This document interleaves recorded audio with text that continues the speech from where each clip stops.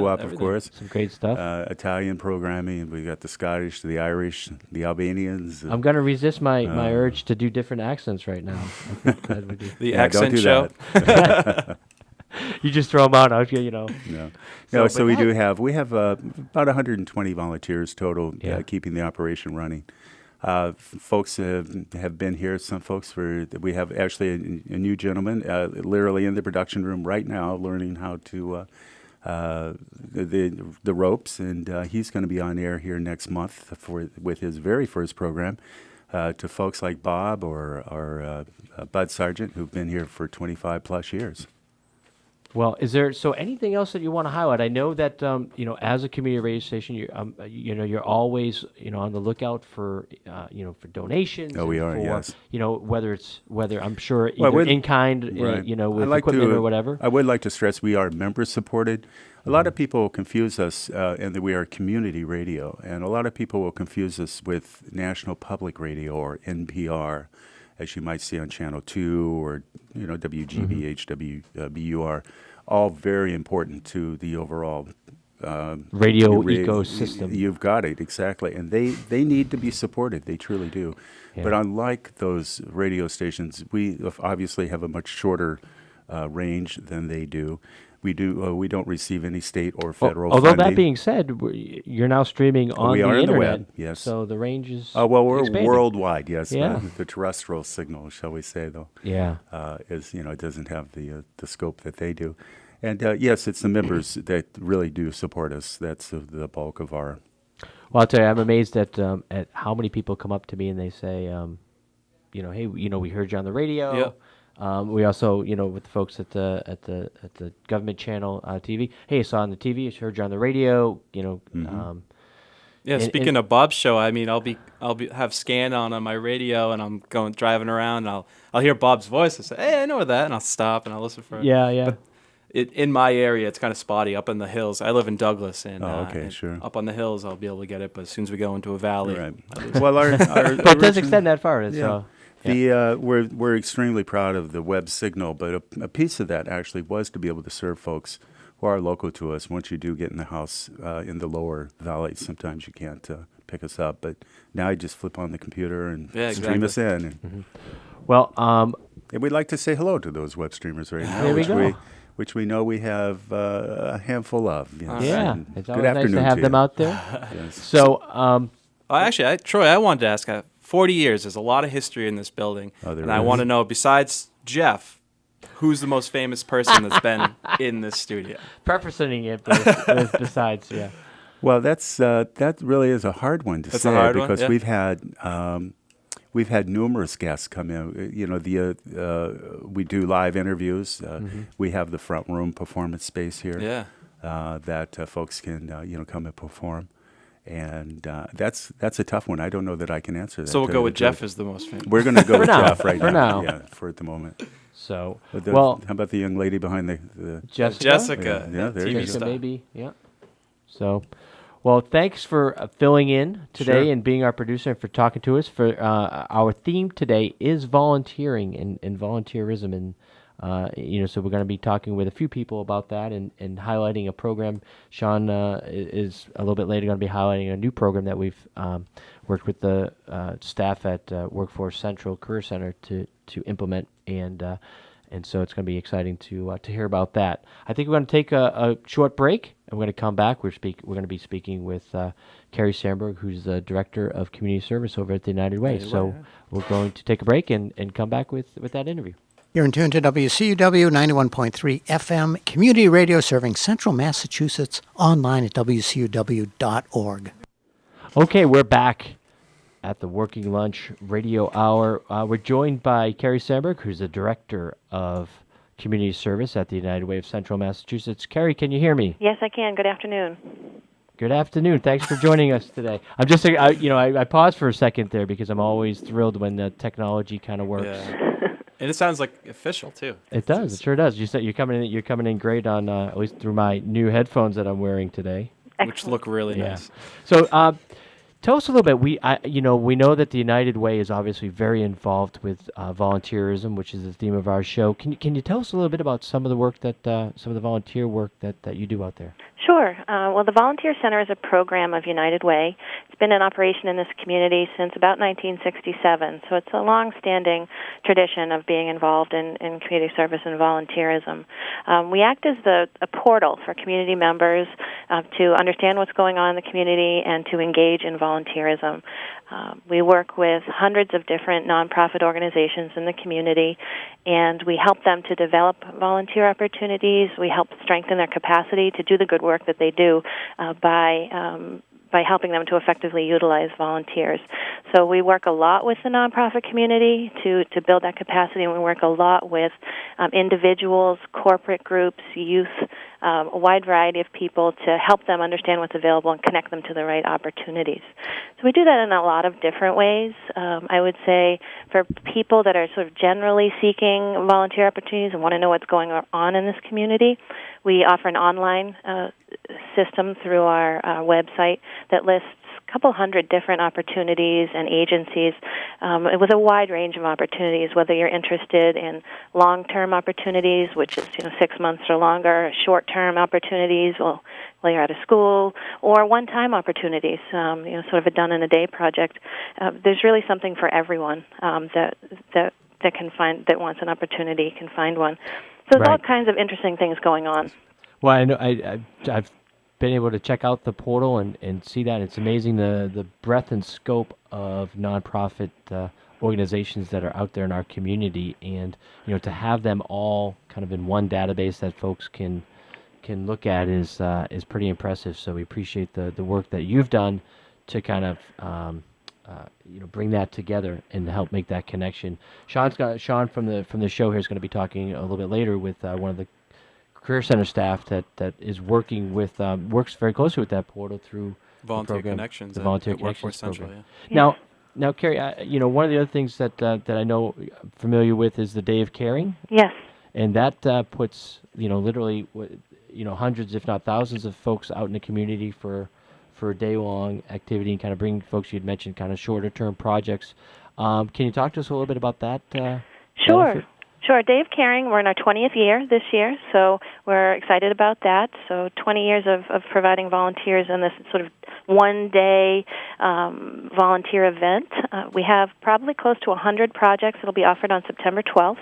And we encourage everyone in the community to get involved. We have a lot of corporate support in this community, a lot of faith-based groups, college student groups, and individuals and families. Yeah. So it's a great mix of people coming together to sort of celebrate volunteerism, to become active in the community, to get a taste for what's out there. Day of Caring is a great opportunity for people who want to get involved, but they're not sure what they want to do. It allows them to sort of introduce them to the different nonprofits in the community, to get an understanding of the work that's being done in the community, and maybe they'll continue on for a longer term. Well, I know it's also a great opportunity for business organizations to do a bit of team building, to get their staff out as a team. I know that in the workforce board, our staff had been involved and had gone out, and it was a great day. It was a great time. We all basically took some time off from work, took a little personal time from work to get together, and it was a great team building. In exchange for also helping, or in addition to also helping out with a local community group. It was a great day for us as a team. To kind of spend some time working together on a joint project and to feel that sense of accomplishment when at the end of the day you look back at all that you did together. So that's a great way for folks, to get out there. Absolutely, and it's really nice to know as well that these nonprofit agencies are working on an absolutely bare bones budget, and the work that volunteers are doing really are making a huge difference. It's work that would not be done otherwise in this community, and to know that you're doing something of value, and you're really making a huge difference to those nonprofits, I think is also what makes the day so great. Well, we appreciate that. Now, it's going to be happening in September 12th. Is there a way folks is it through your website that they may sign up for that or inquire more about that? Yes, there's 2 shifts. You can do a morning and afternoon or an all day. You can go to United Way's website, unitedwaycm.org. If you're an agency, you can register a project idea. If you're a volunteer, you can sign up yourself, or you can sign up a team. And once you sign up, you're not committed to anything. It just means you'll get put on our list to receive more information. Great. Now, I also know that you have, I believe, a new initiative this summer working with teens. We have a great summer youth program, and it's taken several different iterations over the years. This is our 3rd year of this particular offering. Oh, great. Okay. It's a program that is for high school age students, 13 to 17 years old. It gives them a sort of a calendar of volunteer opportunities that they can pick and choose from. We usually offer about 3 or so per week, and the program runs now through the end of August. So students can take a look at and try out a wide variety of different ways to get involved. It allows them to fulfill their community service hours, meet new people, have some fun, while at the same time really contributing to the community. So students can do all kinds of things. We're helping out at a theater production. We're doing some community gardening. We're doing some mentoring activities, some cleanup activities as well as helping out at the Big Dipper Ice Cream Festival, which is a big thing in this community. And well, that sounds like a pretty good. Can't wait for that event. Yeah. So it's a great way to get involved. It's you don't have to commit to the entire series. If you have 1 or 2 days available, it's just a nice way to meet new people. We at the Workforce Board, of course, oversee the YouthWorks Summer Jobs Program, and unfortunately, there's a very limited number of jobs available through that publicly funded, state-funded program. But so to have something, to get kids involved in the community, the learning that goes on, the networking that'll happen, the mentoring that'll kind of take place, I'm sure is a great opportunity for them. And so, especially for the younger youth, 13, 14, 15-year-olds, a chance to have them be involved in a meaningful community service project. Like you said, the learning that goes on as part of that, I think, would be great. So we do get a lot of calls from parents, saying, geez, my son, I don't want my son or daughter to be just kind of sitting on the couch for the summer. And so getting them involved in something, while a job would be ideal, a paid opportunity would be ideal, this is at least something that can really kind of help them, right, build their skills and help the community at the same time. Sure, and it can also be a foot in the door. We've had many of our students get longer internships, et cetera, just by volunteering. So it can go a long way towards that end as well. So we're excited to be offering it. It's open to any student, in our service area, which is Worcester and the 31 surrounding towns. Yeah. So one of the things that we're looking at is that why is there such a disparity or gap between kids from like the wealthier suburbs and those teens tend to work more, have more work experience by the time they graduate high school and go into college, and that kind of plays itself out that they have more, also more opportunities later on.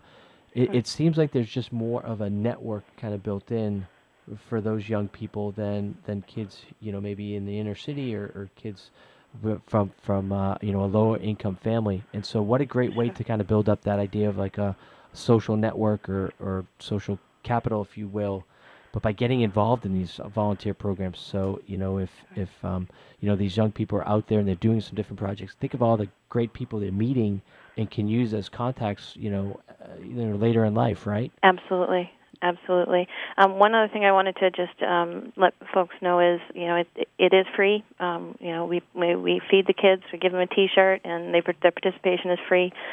So we really do welcome, everyone to get involved. Well, that's great. And I know they can also, in a lot of instances, work with their school guidance people to tie it back into a formal school project, or turn that learning into some school credit as well. I believe Wish Public Schools has a Work Plus credit, elective credit that they're able to. So that's something a parent or the student could talk to their guidance folks about as well. Absolutely. So and to get involved in that, they should contact the United Way. Contact the United Way. The information, including the calendar, is on our website, and Alex Smith is our coordinator, or they can call me. But it's all the information is right there. Great. So again, we're talking to Carrie Sandberg, the Director of Community Service at the United Way of Central Massachusetts. Yeah. Carrie, anything else that you want to highlight? The work that United Way is doing, right now in the community. Well, we're gearing up for our annual fundraising campaign. As many as we put probably a couple thousand volunteers out in the community, but we have about 600 volunteers who work with us late summer right through the fall, doing all kinds of things, all kinds of good work. So we're gearing up for that, and we have a very active, volunteer base here at United Way. So folks that have an interest in that, we always have opportunities here also at United Way if you want to get involved in fundraising, marketing. We have high school and college internships. So, for folks that have that particular interest, we welcome them as well. Well, again, all the gamut from young people through seniors, a great opportunity to get involved and make a difference in your community and help others. So thank you for being on the show. Happy to. No problem. It's nice talking with you. Nice talking to you. Best of luck with the summer program and Dave Caring and with the fundraising effort as well. So thanks again for being on the show. Thank you. Bye-bye. Okay, so we're, it's always good to hear from folks that are doing such good work out in the community. The effort and time that's being put into all the projects, as she had mentioned. Hundreds of volunteers out there. I know the Day of Caring is something we've taken part in over the years. It's just a tremendous effort and a tremendous amount of work on their part to put it all together. Speaking of a tremendous amount of work. We have another guest who is doing a tremendous amount of work in the community. Cedric, why don't you come on over? Welcome, Cedric. Hey guys, how you doing today? Thank you for having me on your show. Thanks for coming. So we have Cedric Arnold from Future Focus Media. Yes, a Future Focus Media Co-op and Youth Training Institute. We are kind of a little bit out the box of youth training because we, in addition to teaching the skills that video production and editing on different softwares as far as Final Cut Pro and Adobe Premiere, we teach our young people how to work in a co-op, which is a cooperative environment where we share everything within we'll call them companies, but there's many co-ops that work with us. So let's say we in one building, we share the copier, the meeting room space, the computer lab, but we also share in the rent. We share in the electricity bills. We share in the supply of paper. So all of those things form in the co-op. And then in addition, for the youth, they learn how to do budgets, proposals, and submit bids, because the idea is to take their skill, because it seems like everybody has a phone now with a camera on it. Yeah. So a lot of young people are doing their own version of storytelling. So now we're just incorporating the opportunity to basically make money off of your... To formalize that and to actually understand how the business end of that works. Right. And a great opportunity for that. Yeah, and it's fun, it's cool but stuff. it's rewarding, like fruitful, and one of the things that we would like to do is to tell more people about a cooperative way of working, especially if you're a small business and you're wanting to grow and you don't have all of the resources you have, but you have all of the resources you have for your particular project, but you don't have the place to meet. You don't have the phone lines to make all of these calls. You might not have the up-to-date, like a iMac version of whatever it is that you need, and you just want to share in that. So it's almost like an incubator space? Yes, it's exactly like an incubator space, but it's not under maybe an LLC like some of the corporations are. When they go into these incubators, they might be not even knowing if they want to be a sole proprietor. Do they need to be media related or communications? No. Well, related, we have